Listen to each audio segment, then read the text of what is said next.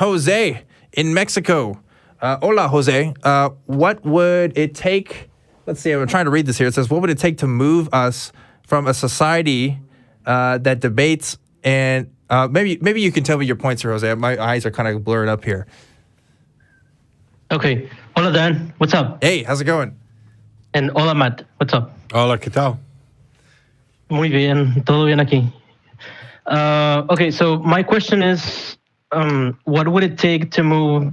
Well, Mexico and the U.S. are very different cases, and yes, the last caller actually touched on some of the points I wanted to make because something very similar to what happened in Ohio is going on in a few states regarding abortion and gay marriage. Mm-hmm. So let me get to my question, and maybe I can clarify what I just meant. Okay.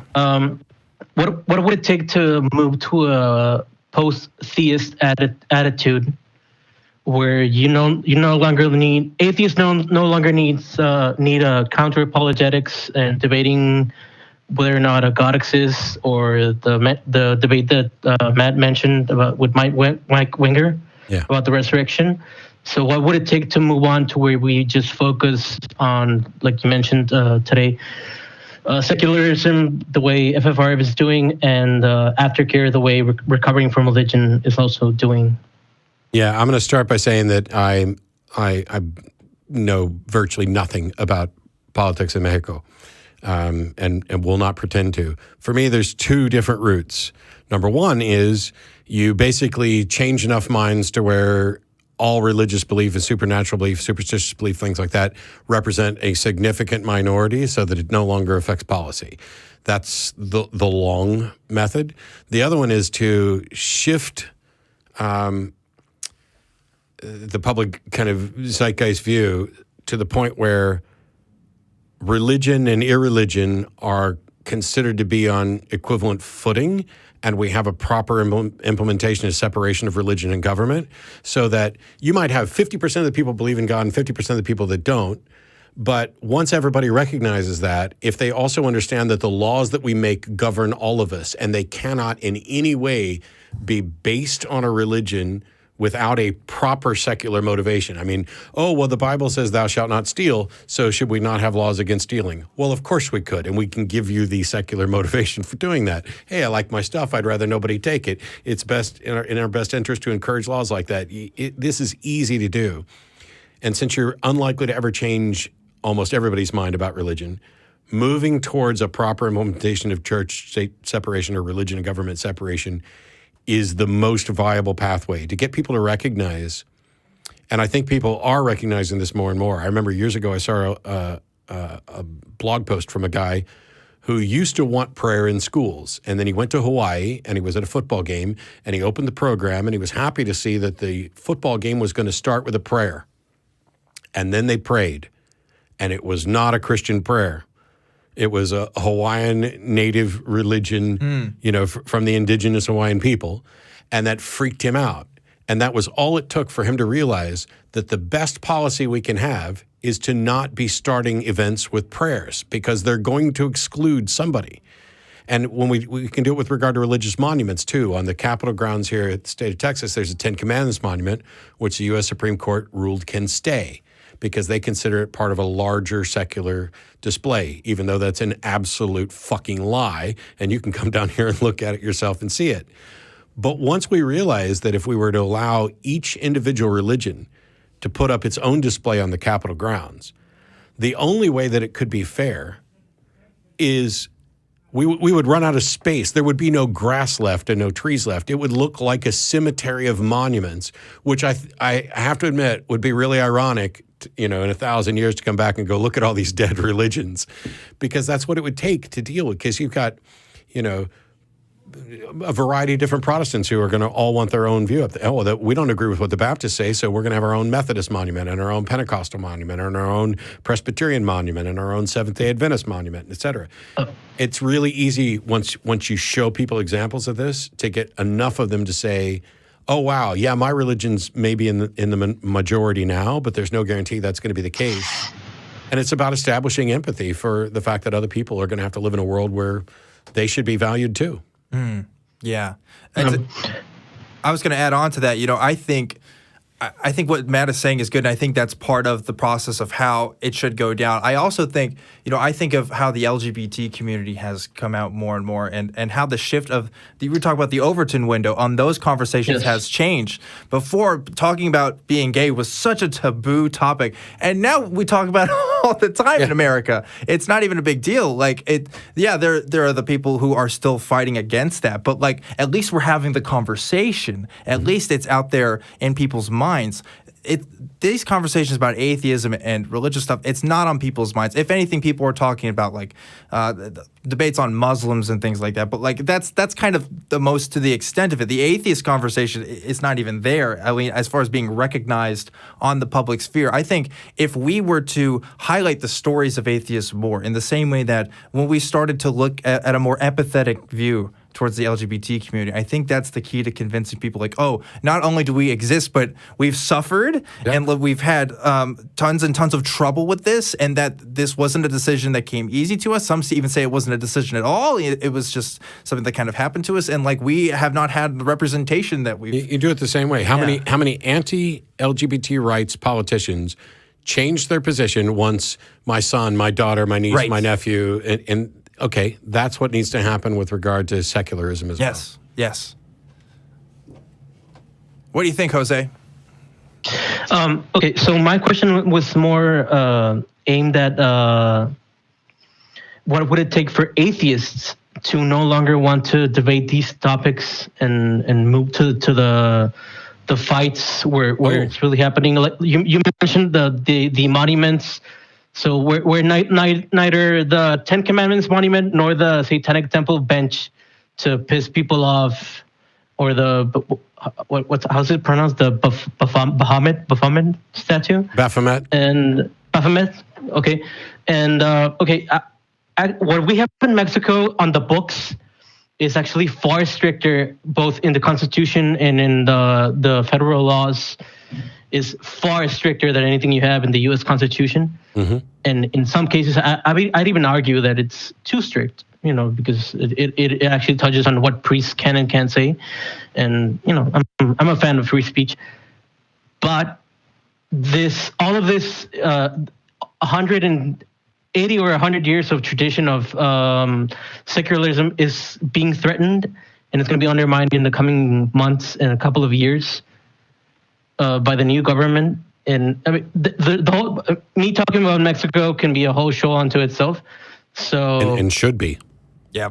Yeah, that's a show that should happen. Like, I would love to get you on the Atheist Experience on a week when I've got David Tamayo from the Hispanic American Freethinkers to talk about this, because we've talked about, Austin, we have a significant portion of the population that are Hispanic, and yet the atheist community of Austin is largely a Hispanic-free zone, and the last thing we need is for my pasty ass to run out to some part of town and say, "Hola, would you like to come be atheist?" With my garbage, high school Spanish remnants. I would be terrible at it. Well, if this is the same Jose, they're going to hit you with a rosary using as a brass knuckles. Yes, yeah.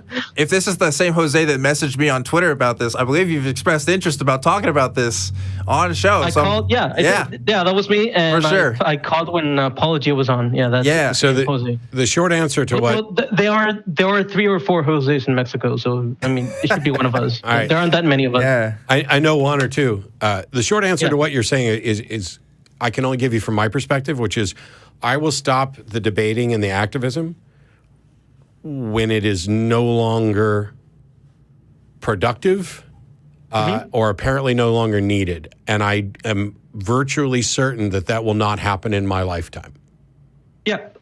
So I'm asking if there's a step that we in Latin American can skip, because we don't have horsemen. We don't have the whole. Well, actually, it did come down to a debate in Mexico 10 years ago or so. Mm-hmm. No, like 15 years ago.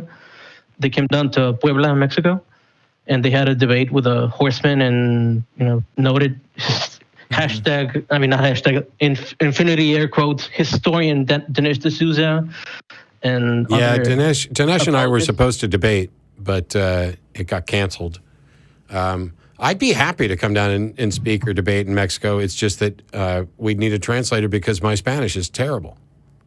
Yeah, well, that's what I mean. Because what the atheist communities in Mexico, they're pretty much non-existent. There's a lot of people, because since it's 80 or so % Catholic. Yep. But it's the whole spectrum of Catholic. From there was a group of regarding the abortion debate. Right. The Yucatan Congress today held prayer. I don't know if there were people, non-politicians in the Congress building or the politicians that were praying against the bill. Oh, okay, sorry, not abortion, gay marriage. They were praying against the passage of a bill allowing gay marriage in Yucatan. And the state I'm in, Nuevo León, which is one of the states that borders Texas, they voted in a constitutional amendment to protect the life of the unborn, blah blah blah, Yep. from conception. You know, the person we need to put you, the person we mostly need to put you in touch with, I've already mentioned, and that's David Tamayo, because now you'd have somebody who's not only Spanish is better, but he knows all the people and the resources, so that we could have the rough equivalent of a Mexican four horsemen that are fundamentally changing that. Spanish horsemen. Yes. And los jinetes. Yeah. And let me just finish telling you how messed up this is, and it's going to get even worse. Good. So abortion is not legal in Mexico. On a national level, there are exceptions for rape, incest, and the whole shebang. But they're actually moving in to eliminate that. Yep. And in Nuevo León, they passed a constitutional amendment. And then the State Human Rights Commission, which their resolutions are pretty much toothless, but they can sort of bring up a constitutional litigation before the National Supreme Court to say, okay, you know what, this state constitutional amendment is against the national constitution. So the commissioner brought up that, and now they're looking to fire her. It's messed up, and there are worse ways to put it, but they're not good at all that words. So I'm just saying, I don't know. I'm just ranting. So I want to know, what would it take in the United States to say, you know what, we're gonna follow the path of recovering from religion and freedom from religion and follow that. That was my original question. Right. Now it's just it has to do a lot with what the last caller said. Ohio and the Texas bill that criminalizes abortion. It's the Handmaid's Tale. We're starting to live in the prequel, I think. Yeah.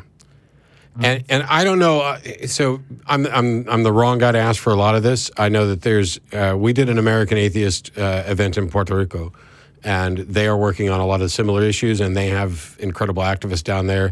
And apart from pointing you to resources like that and the answers I've already given, I don't know if I have that much to add on this. Yeah, I don't either.